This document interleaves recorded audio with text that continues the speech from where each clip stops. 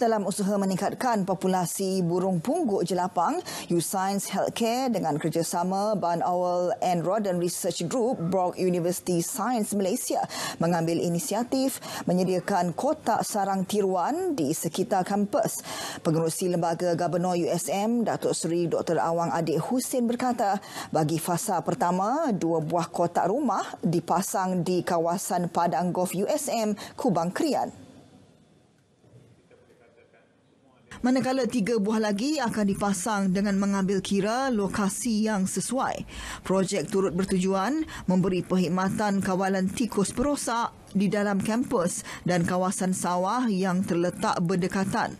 Projek berkenaan juga menyokong amalan pertanian mesra alam di samping membantu petani dalam meminimumkan kerugian tanaman yang disebabkan oleh aktiviti tikus. Datuk Seri Dr. Awang Adik berkata demikian selepas merasmikan U-Science Ban Awal Research Centre at USM Kubang Krian, UBORG dan penukaran nama U-Science Healthcare sempena 25 tahun dalam industri di Kota Baru.